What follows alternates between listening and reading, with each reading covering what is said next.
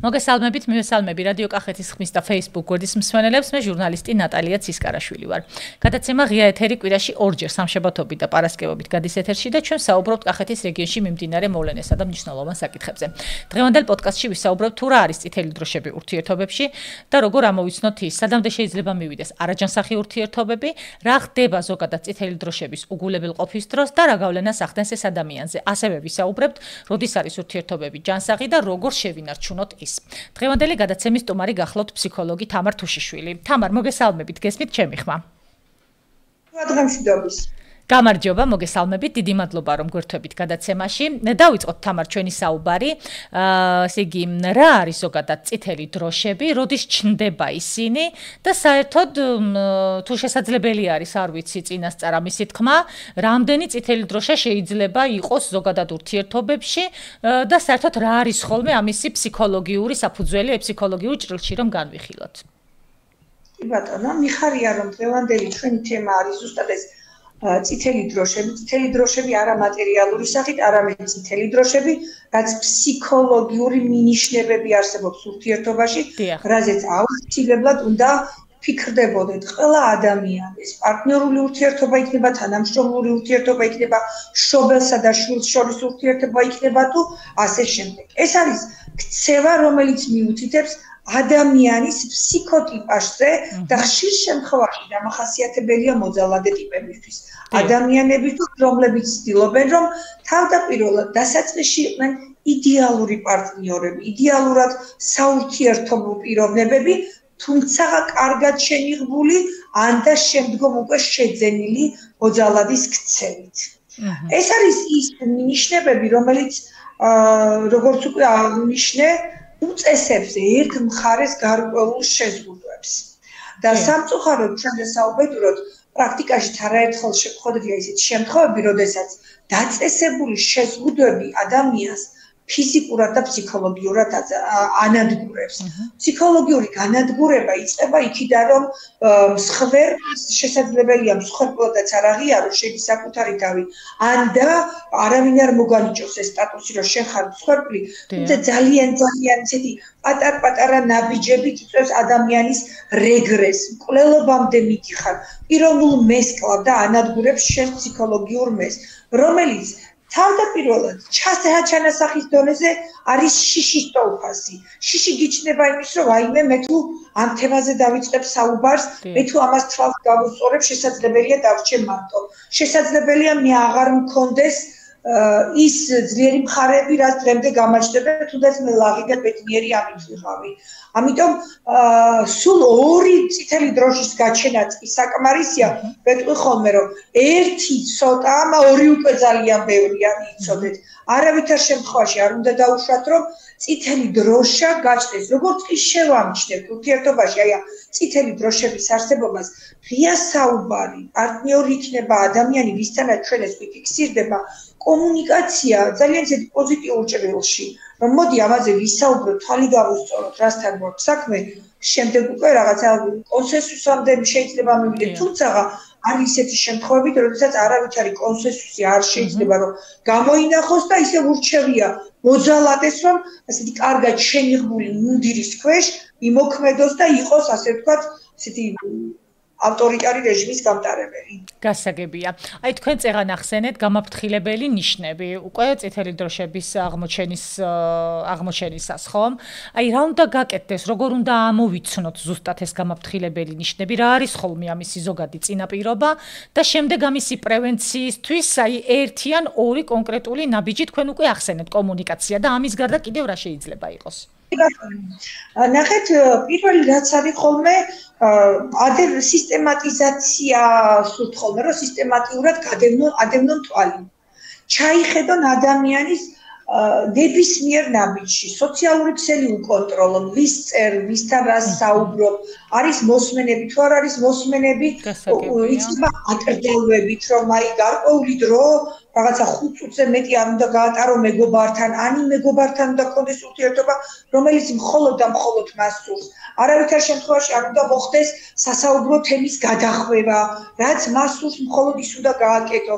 თანდათანობით იწყება ხოლმე ესეთი აკრძალვები მეგობრებთან, ოჯახის წევრებთან, ჰობსა და საკუთარ ინტერესებზეც კი უწევთ ხოლმე ადამიანებს უარის თქმა, როდესაც იმყოფებიან გარკვეული ძალადობის ქვეშ და ეს წითელი ნიშნები ზუსტადაც ეს წითელი დროშების არსებობა შეგვიძლია ზუსტადაც ამით გავცადოთ და გაგვიჩნდეს კითხვის ნიშანი რომ ხომ არ მაქვს მე აი ამ წითელ დროშებთან საქმე მე თუ მეკრძალება მეგობართან ურთიერთობა მე თუ სისტემატურად მთხოვენ რომ ვიყო კონტროლირებადი და ვიყო ადამიანის ზეგავლენის ქვეშ მოქცეული ძალიან ისეთი მნიშვნელოვანი არის ხოლმე კიდე ის რომ ითხოვენ არა ჩემი ინტერესების გათვალისწინებას არამედ მათი ინტერესების გათვალისწინებას ვაკეთო მხოლოდ ის რაც უნდა. აი ამ დროს იკარგება ხოლმე ზუსტადაც ინდივიდუალიზმი და ჩემი სოციალური პასუხისმგებლობაც მეკარგება, რომ მე აღარ ვარ ის ვინც ვარ, მე უნდა ვიყო მხოლოდ ის, რაც მათ სურს. და გამაფრთხილებელი საკითხებით ჩვენ წეღან ვთქვით, რომ კომუნიკაცია თუმცა ძალიან ისეთი არის, იცით, საფაქიზი და ფრთხილად მოსაპყრობი თემა არის, როდესაც თვითონ ადამიანი პიროვნება აკეთებს აღიარებას რომ ბატონო მე ვარ ამ ყველაფრის წინაშე მაგრამ ეშინიათ ხშირ შემთხვევაში საუბრის დაწყების ეშინიათ როგორ დავიწყო ვისთან თქვა მე თუ ვიტყვი ხომ არ გავხდები კიდევ უფრო გარიყული კიდევ უფრო ხომ არ მომკვეთავენ ხომ არ იქნება ჩემი ქცევა უფრო ასოციალური სტატუსით შემკული ასე ვთქვათ ხომ არ ვიქნები რაღაცა განტევების ვაცი რომელსაც ვერავინ ვერ უგებს ამიტომ პირველი რაც შეგვიძლია რომ ვთქვათ რომ საუბარი კომუნიკაცია ისევ და ისევ ადამიანებთან ვინც ნამდვილად ვიცით რომ უპირობოდ არიან ჩვენი ასე ვთქვათ თანამოზიარენი და ესმით ჩვენი პლუსიც და მინუსიც და აუცილებლად მივმართოთ ორგანიზაციებს რომლებიც მუშაობენ აი ამ ფსიქოსოციალური თვითშეფასებისა და პიროვნული და განვითარების მიმართულებით რომ ჩვენ თვითრწმენა და თვითშეფასება არ დავწიოთ იმაზე დაბლა ვიდრე შეიძლება რომ დავუშვათ. დიახ, აი ზუსტად ეს საკითხი რომ გავაგრძელოთ. სადამდე შეიძლება რომ მივიდეს ეს არაჯანსაღი ურთიერთობები ასე დავარქვათ ფაქტობრივად არაჯანსაღი გამოდის ხომ? აი ხდება თუ არა ზოგადად ძალიან ხშირად თქვენ ძალიან ბევრ ადამიანთან გაქვთ შეხება და ძალიან საინტერესო იქნება თქვენგან ამისი მოსმენა. საერთოდ ახდენენ თუ არა ადამიანები ამ წითელი დროშების უგულებელყოფას ხოლმე და შემდეგ რა გავლენას ახდენს ეს ადამიანზე ამ წითელი დროშების უგულებელყოფა და სადამდე მიდის ზოგადად ეს ურთიერთობები. მოდით ესე დავიწყებთ თქო ბოლოდან აუყვები ამ კითხვას თქვენად დასვით ნატალია. წითელი დროშების უგულებელყოფა ხშირ შემთხვევაში მიდის ხოლმე სამწუხარო რეალობა არის თვითმკვლელობამდე. ასეთი მძიმეა.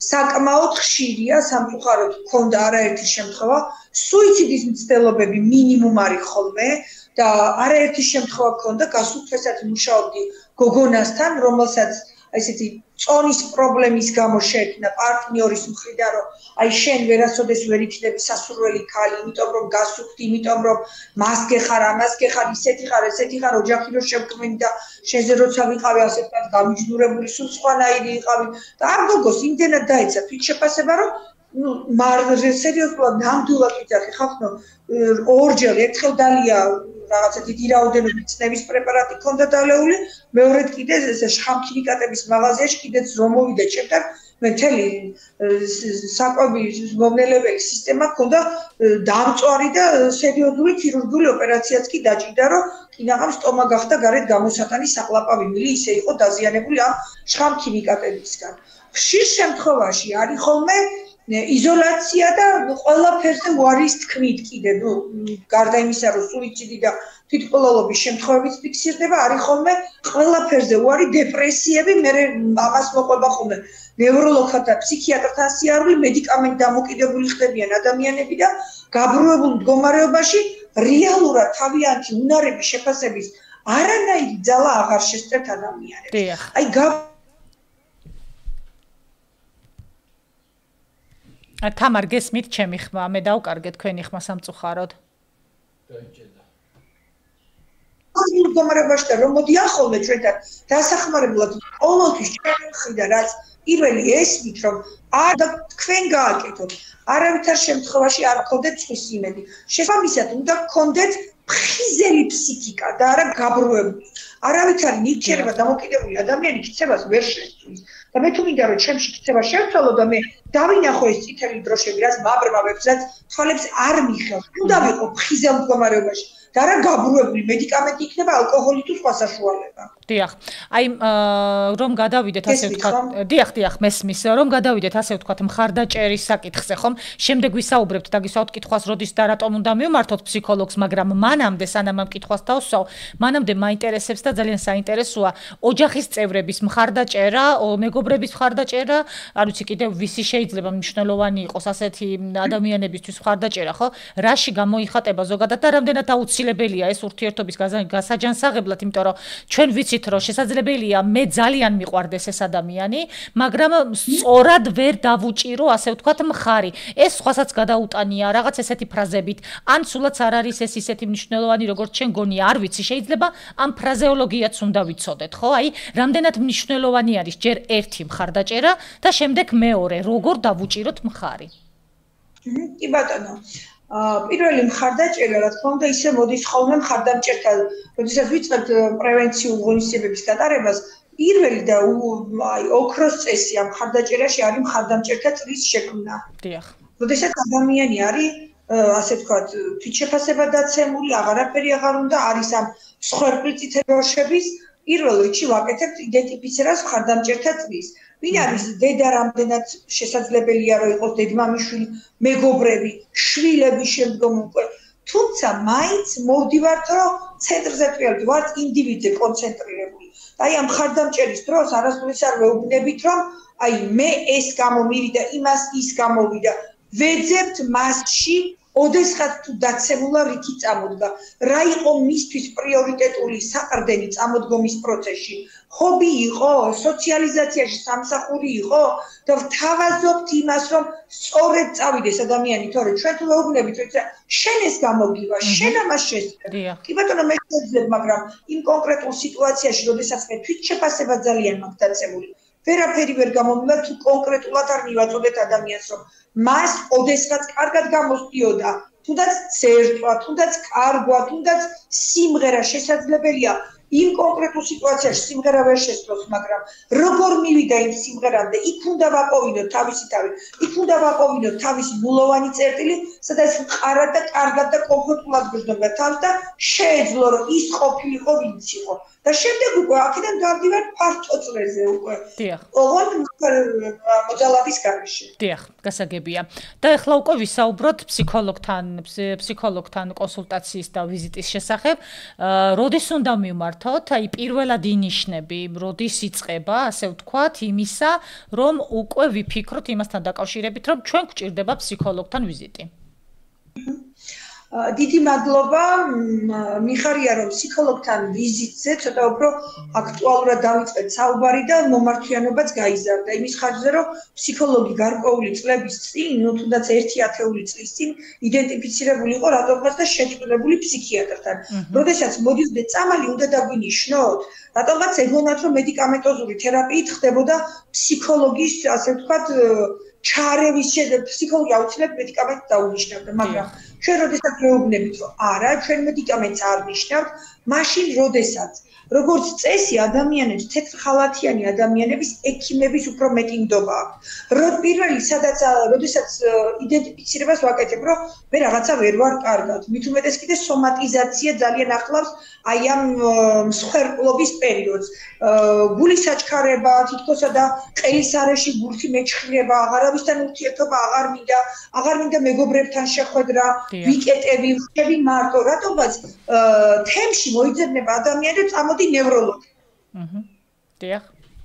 თან იწყებენ მედიკამენტოზურ თერაპიას, 3, 6, 7 თვე შეიძლება გაგრძელდეს მედიკამენტის მოხმარება, მაგრამ იქ ქცევა არ შეიძლება, იქ ადამიანი ბრუნდება და არის ასე ვთქვათ ნახევრად გათიშულ მდგომარეობაში, მაგრამ იგივე სოციუმში.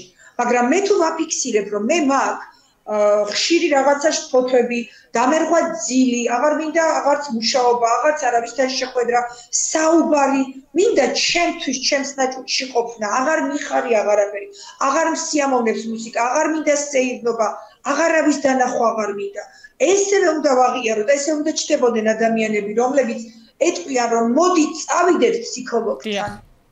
მივიდეთ, გააკეთე შენი თავის აღიარება, სადღარ მოძებნე ძლიერი და სუსტი მხარეები შენი, რომ ზუსტადაც თავი დააღწიო ამ წითელ დროშებს და მოძალადის მარწუხებს, იმიტომ რომ იყო ბედნიერი, იყო გაღიმებული და დატკბე ამ ხანმოკლე წუთის სოფლით. დიახ. და ასე ვთქვათ, შეჯამებისკენ რომ წავიდეთ, ოღონდ პოზიტიურად რომ შევაჯამოთ, ასე ვთქვათ, როგორ უნდა მივხვდეთ, ესე იგი, როცა ურთიერთობა ჯანსაღი არის, რა არის ზოგადად ჯანსაღი ურთიერთობა და რა არის ამისთვის დამახასიათებელი ნიშნები და თქვენი საუბრეთ ამ ვიზიტთან დაკავშირებით. აი იმასაც როგორ უნდა მივხვდეთ, რომ უკვე რაღაცნაირად ჩვენ ფაქტობრივად, ასე ვთქვათ, გამოჯანსაღების გზაზე ვართ. ჯანსაღი ურთიერთობების ფორმები არის ის, რომ არ არის მხოლოდ მე მინდა. ურთიერთობის ფორმა უნდა იყოს ჩვენ გვინდა და აუცილებლად უნდა იყოს მოსმენის კულტურა, რომ ერთმანეთთან უნდა ვაზიარებდეთ, რომ მე კი მინდა ეს, მაგრამ მოდი ერთად შევჯერდეთ, რა იქნება უფრო კარგი და შენ რას ფიქრობ, გავითვალისწინო შენი აზრი. მაგრამ შესაძლებელია იყოს ურთიერთობებში, რომ მისმენდეს ადამიანი, მაგრამ საერთოდ არ ითვალისწინებდეს. ეს ისევ არის იმის მანიშნებელი, რომ ისევ ის თავის ნაჭუჭში ჩრდილობს დარჩენას, მაგრამ როდესაც უკვე ერთობლივად მოდის, ხო, თანამშრომლობა, ერთმანეთის აზრი არის გაზიარებული და ქმედით უნარიანები ხვდებით, რომ ეს აზრი განვახორციელოთ, მაშინ უკვე ვამბობთ, რომ აქ უკვე ჯანსაღ ფსიქიკასთან გვაქვს საქმე, აქ უკვე ადამიანს შეუძლია დამოუკიდებელი გადაწყვეტილებების მიღება და მაშინ უკვე ვეუბნებით, რომ თქვენ უკვე დგეხართ იმ რელსებზე და იმ ლიანდაგზე, სადაც უკვე უნდა იდგეთ დამოუკიდებლობის თვითრწმენა ამაღლებული და თვითშეფასება მომატებული, რომელსაც შეგიძლიათ რეალური გადაწყვეტილებები მიიღოთ თქვენი საკეთილდღეო ხვალინდელი დღისთვის.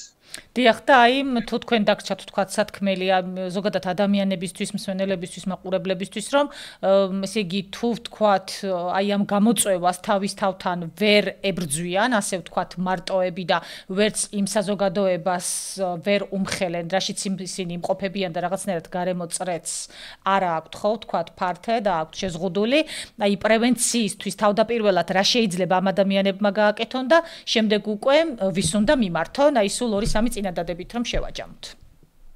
კი ბატონო, ამ ეტაპზე კახეთში მუშაობს სამედიცინო ფსიქოლოგიური დახმარების ცენტრი თანადგომა, სადაც ევროკავშირის მხარდაჭერით არის ერთ-ერთი პროექტი, სადაც შეგვიძლია ფსიქოლოგიური კონსულტაცია გავუწიოთ ადამიანებს, რომლებიც თვლიან, რომ აქვთ რაღაც კითხვის ნიშნები და აქვთ ტაბუდადებული თემა, თუნდაც საკუთარ თავში, რომელზედაც ვერ ისაუბრებენ ვერავისთან. შეუძლიათ ღია კარი 24/7-ზე არ ვართ, მაგრამ სამუშაო დღეებში 10-დან 5 საათამდე არსებობს ცხელი საკონტაქტო ინფორმაციაც ხელმისაწვდომია, სადაც შეუძლიათ რომ საკონტაქტო ტელეფონზე დარეკონ, დააფიქსირონ, ჩანიშნონ ვიზიტი, მოვიდნენ ფსიქოლოგთან, ჩვენ მზად ვართ დახმარებისთვის, დახმარება აღმოვუჩინოთ, ფსიქოლოგიური იქნება შესაძლებელია ინტერვენციის დროს წამოვიდეს წინა ფლანგზე სამედიცინო დახმარება, იურიდიული დახმარების საჭიროება, რაც მათ ფსიქიკას უწყავდეს პირდაპირ პროპორციულად, ამიტომ